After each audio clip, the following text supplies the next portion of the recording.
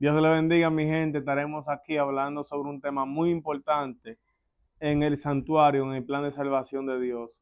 Un tema que era desconocido anteriormente en el mundo cristiano y gracias al pueblo adventista que Dios levanta en el 1844, el santuario de Dios empieza a resplandecer de nuevo. Vamos a ver cómo la profecía bíblica, cómo Dios por medio de su profeta habían señalado estas cosas. Vamos, antes que todo, vamos a hacer una pequeña oración para comenzar guiados por Dios. Amante Dios y Padre que estás en los cielos, te damos gracias. Gracias, Señor, por permitirnos estar aquí hablando de tu santa y divina palabra. Señor, te pedimos en el nombre de tu Hijo amado, Cristo Jesús, que sea tú que dirija por medio del Espíritu Santo nuestra mente, nuestro entendimiento y nuestra comprensión para que todo sea para la gloria y honra de tu santo nombre. Vamos a la Biblia y leamos Éxodo capítulo 25, versículo 8. Aquí vemos que Dios le dice a Moisés, y harán un santuario para mí y habitaré en medio de ustedes. O sea, el propósito del santuario era que Dios pudiera habitar en medio de ellos sin que ellos fueran consumidos, porque Dios es santo y no podemos habitar con pecado delante de su presencia. Por eso cuando usted estudia en el tema de Éxodo 25 en adelante, vemos todo sobre el santuario, hasta el capítulo 40. Y el santuario tenía tres facetas, así por decirlo, que era el atrio que estaba fuera del lugar, estaba fuera donde se sacrificaba la víctima, que representaba a Cristo, donde se sacrificaba el cordero, estaba después la fuente de agua, donde el sacerdote tenía que lavarse los pies y la mano, y quitarse todo deshicho de sangre y entrar limpio con la sangre en la copa para ofrecerla adentro como libación. Entonces cuando vemos que en el primer departamento se le llamaba lugar santo y luego estaba el lugar santísimo. Ahora, ¿por qué en el mundo cristiano hay un desconocimiento sobre el santuario? Vamos para entenderlo, vamos a la Biblia y busquemos el libro de Daniel. El libro de Daniel, capítulo 7. No, Daniel capítulo 8. Daniel 8, versículo 10 en adelante. Aquí está hablando del cuerno pequeño. Míralo aquí, el versículo 9 para tener contexto. Y uno de ellos salió un cuerno pequeño, que creció mucho hacia el sur del oriente, hacia toda la tierra gloriosa, y se engrandeció hasta el ejército del cielo, y parte del ejército y de las estrellas echó por tierra y pisoteó. Aún se engrandeció contra el príncipe del ejército, contra Cristo Jesús se engrandeció, y por él fue quitado el continuo sacrificio y el lugar de su santuario fue echado por tierra. Increíble.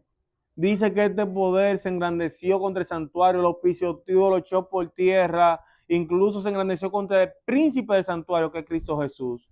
O sea, le quitó el lugar a Cristo Jesús. Por eso la palabra anticristo es la palabra antipas, que es sucesor. Es alguien que quiere interponerse. Es alguien que quiere ocupar el lugar de quién? De Cristo.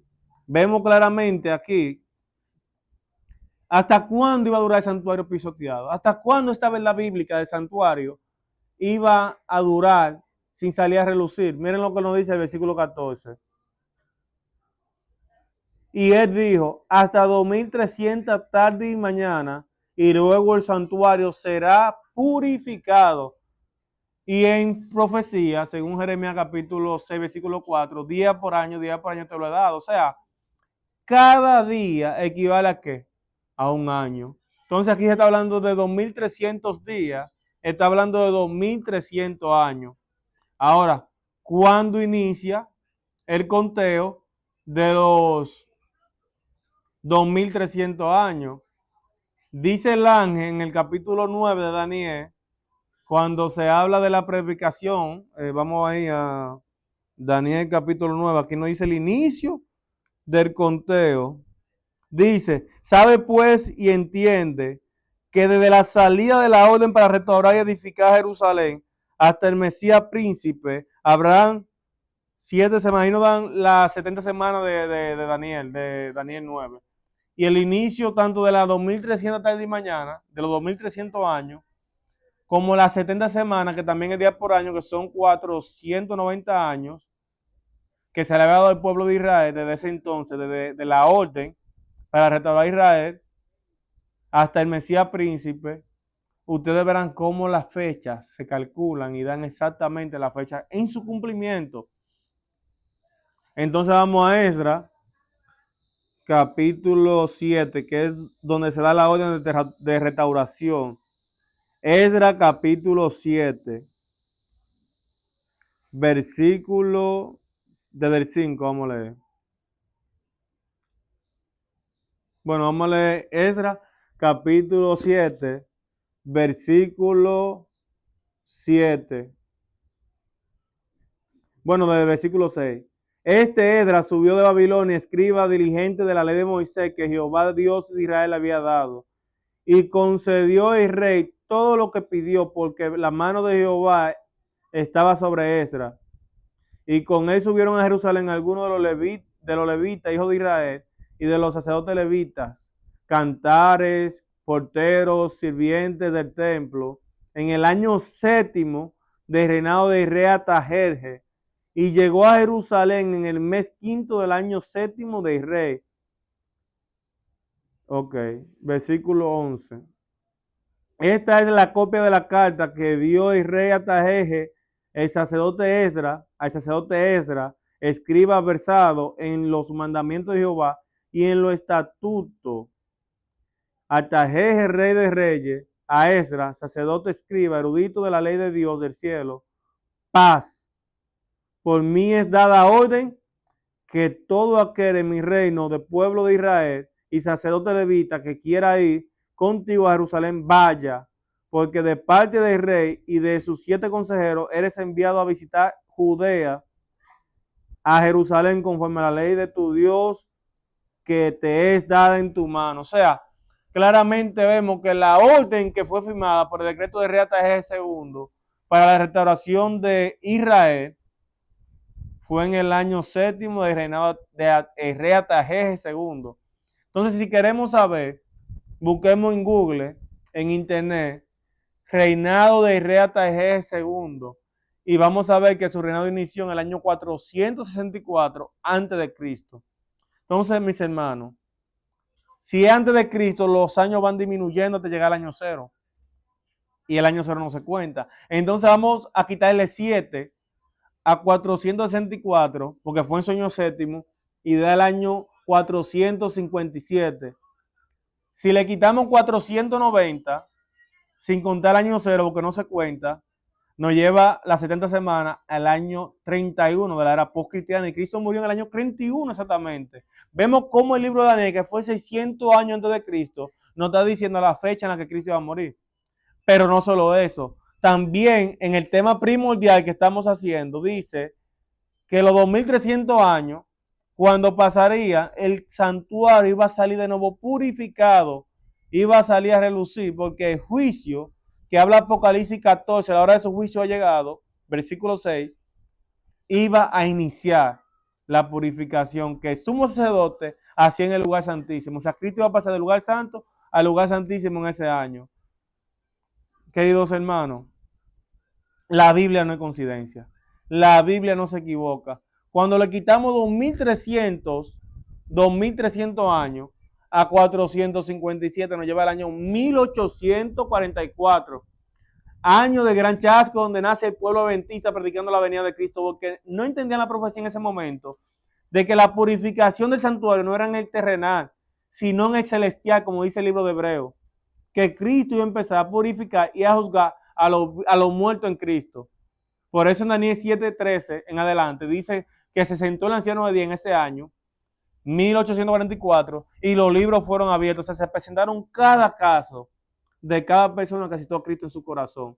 Ahora, vemos que la obra que Cristo hace es de intercesión y que fue lanzado por el cuerno pequeño por tierra. O sea, Cristo es quien perdona nuestros pecados, Cristo es quien intercede delante del Padre, pero este poder político romano y religioso puso confesionario, porque la gente vaya y se le confiese a un sacerdote y le diga sus pecados y le diga, te suelto de ellos, o sea, te perdono tu pecado. Donde la Biblia dice que solamente Dios puede perdonar pecado y que ningún hombre puede perdonar pecado. Entonces, como dice Daniel 8:14, Daniel 8:10, se engrandeció contra el príncipe de santuario y lo tiró por tierra. Ahora, dice que en ese año el santuario iba a ser purificado y la verdad del santuario iba a salir a relucir. Y el pueblo adventista empezó a predicar el santuario, que es el método que Dios utiliza para salvar al hombre. Ahora vamos a ver a la luz del santuario, la liberación del pueblo de Dios de Egipto. Yo me hago una pregunta, mi gente. Cuando Dios sacó a Moisés y a su pueblo de Egipto, al pueblo de Israel, ¿qué fue lo primero que Dios le pidió a ellos que hicieran antes de liberarlo? Después de haber derramado las 10 plagas.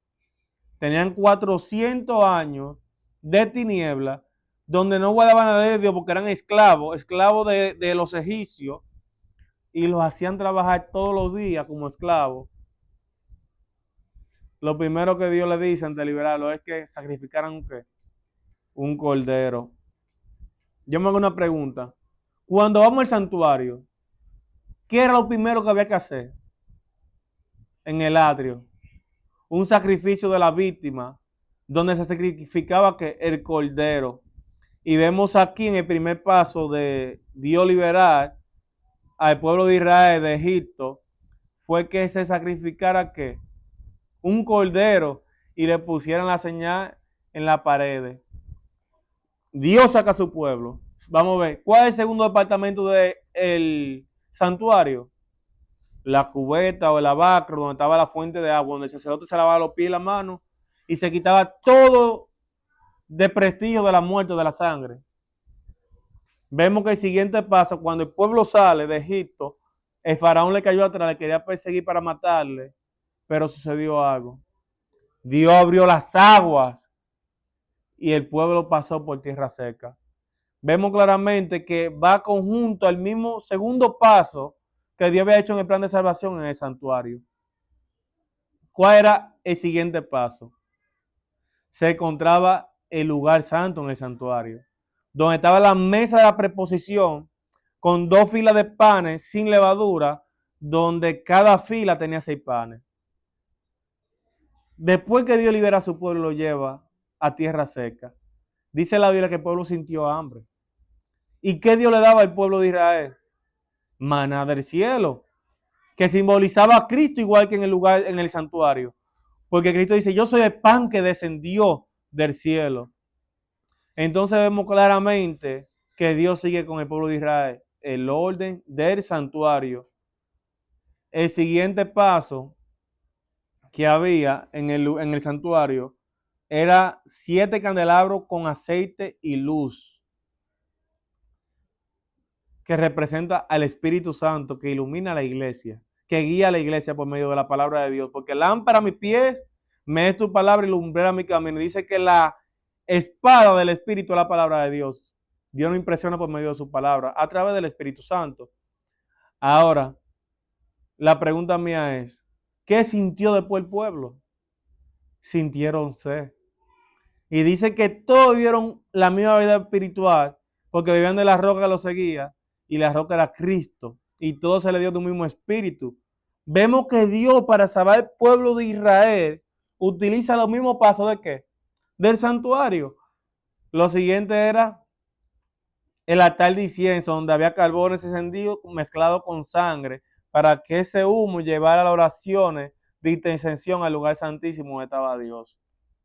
Vemos claramente que Dios iba a destruir a su pueblo, porque después de la segunda vez blasfemaron contra Dios y contra Moisés y merecían la muerte más. Vino Cristo y se subió sobre la roca y dice que la vara de castigo que debía caer sobre el pueblo cayó sobre Cristo. Cristo intercedió por su pueblo. Ese pueblo fue salvo ¿por qué? Por gracia en el Antiguo Testamento, porque todos son salvos ¿por qué? Por gracia. Nadie se puede salvar por las obras de la ley. Porque por cuanto todos hemos pecado, todos hemos sido destituidos de la gloria de Dios. y necesitamos que un redentor, el cual es Cristo Jesús. Vemos claramente, mis hermanos, que luego Dios lo lleva al monte de Sinaí y le entrega al pueblo de Israel los 10 mandamientos, escritos con el dedo de Dios. Por eso la palabra de Dios dice que fieles son todos sus mandamientos, afirmados en rectitud y en verdad y para siempre. O sea, los mandamientos son eternos. Dios es inmutable, Dios no cambia su ley, ni Él tampoco cambia su carácter y su amor y su justicia. Y vemos, queridos hermanos, que Dios le entrega los 10 mandamientos por medio del pueblo. Ahora, ¿qué ustedes creen que hay en el lugar santísimo? En el lugar santísimo se encuentra el arca de pacto con los 10 mandamientos. Lo dice el libro de Hebreos, creo que capítulo 8, lo pueden leer. Pablo hablando del lugar santísimo. Ahí estaba el pote de maná, que representa a Cristo. Vemos la vara de Aarón, la vara simboliza castigo. Por eso cuando vemos el santuario en el cielo es abierto y se llena de humo la puerta, salen los 7 ángeles con las 7 plagas. ¿De dónde? Donde están los mandamientos. Por eso la vara está ahí, para castigar a los que no guardan la ley de Dios.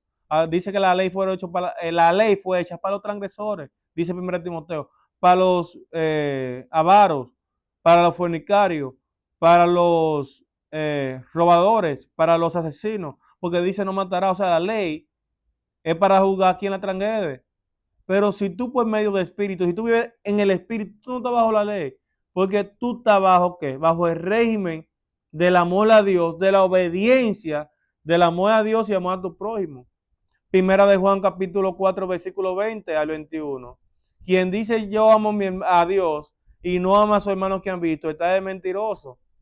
Porque si no ama a su hermano a quien ha visto, ¿cómo puede amar a Dios a quien no ha visto? Y nosotros tenemos este mandamiento de Dios. Quien ame a Dios, ame también a su hermano. Entonces, si andamos en el Espíritu, en el amor, vamos a cumplir la ley de Dios. Por eso la ley de Dios en el santuario estaba en el lugar santísimo. Ahora, fíjense cómo Cristo también sigue el orden del santuario en la liberación del mundo del pecado. Primer paso que Cristo hace para iniciar su ministerio en el santuario es morir en la cruz para la redención del mundo. Luego que Cristo muere en la cruz, ¿qué hace? Resucita al tercer día. Luego que Cristo resucita, Esteban lo vio en la visión, que se puso en el cielo, entró al lugar santo y se sentó a la diestra de la majestad. Yo soy el pan de vida. Vemos que el pan de vida que le dio el Padre, 2 filas de panes en la mesa de proposición. Cristo se sienta a la diestra del Padre. Vemos que en el Pentecostés, en Apocalipsis capítulo 1, versículo 1 al 10, está Cristo caminando sobre los candelabros. Cuando su sacrificio es aceptado, entonces Dios envía al Espíritu Santo a la tierra para convencer al mundo del pecado. Vemos como en Apocalipsis sale un ángel fuerte con un incienso en la mano presentando las oraciones de los santos. Vemos también como Cristo en el 1844 él entra al lugar santísimo a hacer una obra de expiación donde la ley es escrita donde en nuestro corazón. Entonces Cristo en su ministerio sigue también el orden del santuario. Ahora, Dios también siguió el orden del santuario para la liberación de su iglesia. Veamos Apocalipsis capítulo 11, versículo 1 en adelante. Aquí está hablando. Entonces me fue dando una caña semejante a una vara para medir. Y se me dijo, levántate y mide el templo de Dios y el altar y a los que adoran en él. O sea, aquí Cristo iba a iniciar que la obra de juicio de los que le adoran, de los que han aceptado a Cristo. Eso fue en el 1844 cuando entré al lugar santísimo. Pero del patio que está fuera del templo, déjalo aparte y no lo mida, porque ha sido entregado a los gentiles y será hollado la ciudad santa 42 meses. Eso fue los 1260 años que hablamos, que el cuerno pequeño pisoteó el santuario. Y daré mis 2 testigos, que son Antiguo y Nuevo Testamento, que están de pie delante de Dios de toda la tierra. Si alguno quiere dañarle, sale fuego de su boca, que daña a ellos y devora a sus enemigos. Y si alguno quiere hacerle daño, debe morir de la misma manera. Vemos que en esos 42 meses, ellos predicaron con ropa áspera, porque el papado, el poder católico romano, duró 1260 años, donde la Biblia fue ¿qué? Prohibida, donde solamente los sumos sacerdotes tenían derecho a interpretar la Biblia. Y ellos la llevaban ¿qué? Cautiva. Por eso Apocalipsis 13 dice, si alguno mata a espada debe ser muerto. Y si alguno le hace daño, debe morir de la misma manera. Y vemos que cuando se cumple su tiempo de 1260 años, en la Revolución Francesa, que inició en el 1793, secuestran al Papa Pío VI en el 1798 y muere exiliado en Francia en el siguiente año. Por eso le hizo daño a la Biblia, llevándola cautiva, y murió cautivo de la misma manera. Mire que sigue diciendo, cuando haya acabado su testimonio, la bestia que sube del abismo hará guerra contra ellos y lo vencerá y lo matará. Claramente se cumplió esto en ese año 1798, cuando se hizo la guillotina en Francia, donde las personas que hacían, quemaban la Biblia, maldecían a Dios, decían mala palabra, decían Jesús. Por eso Francia es una nación atea. Mataron al cordero simbólicamente. Y luego que se mata el cordero, ¿qué sucedía siempre? La liberación de su pueblo. Por eso vimos que cuando el pueblo de Israel mató el cordero, Dios luego le libertó. Vimos que cuando Cristo murió en la cruz, libertó a su pueblo del pecado. Y vemos ahora que cuando muere la Biblia, la iglesia que era cautiva por este poder papal, junto con la Biblia, fue liberada a los Estados Unidos. Por eso dice que la tierra se tragó el agua que perseguía a la mujer, que fue llevada con alas de águila al desierto. O sea, muere el cordero y Dios lleva a su iglesia a la gente que eran perseguidas en el antiguo mundo por Roma, a Estados Unidos. Por eso Estados Unidos se funda como una nación cristiana con principios religiosos de libertad de conciencia. También sabemos que la Biblia dice que esta bestia, que es como cordero con dos cuernos, que tiene dos poderes diferentes, poder civil y poder religioso, libertad de conciencia, iba a pisotear eso. Iba a terminar hablando como dragón, o sea, que iba terminando leyes religiosas. Y ustedes no han escuchado por muchos mandatarios como Donald Trump, que ha dicho que debe de unirse la iglesia y el Estado.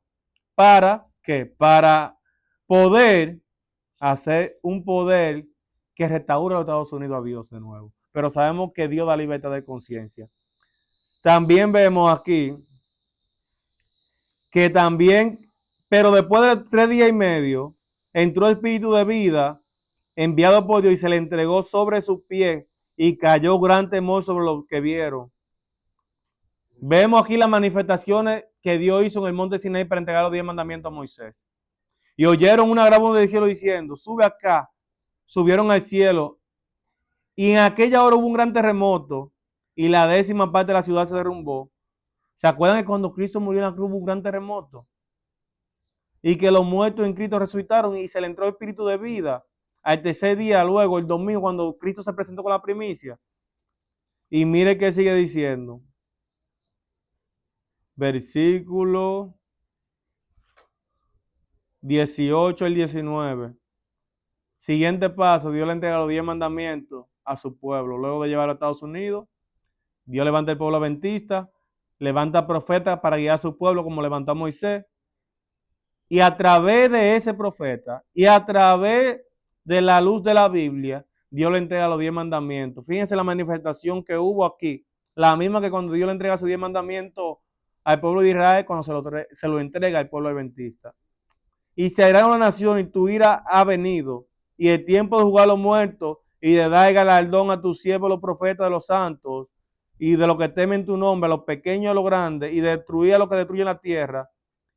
Eso fue en el 1844, llegó el tiempo del juicio. Y el templo de Dios fue abierto y el arca de pacto se veía en el templo. Y hubo relámpagos, voces, truenos, terremotos y grandes granizos. Las mismas manifestaciones que hubo en el monte de Sinaí.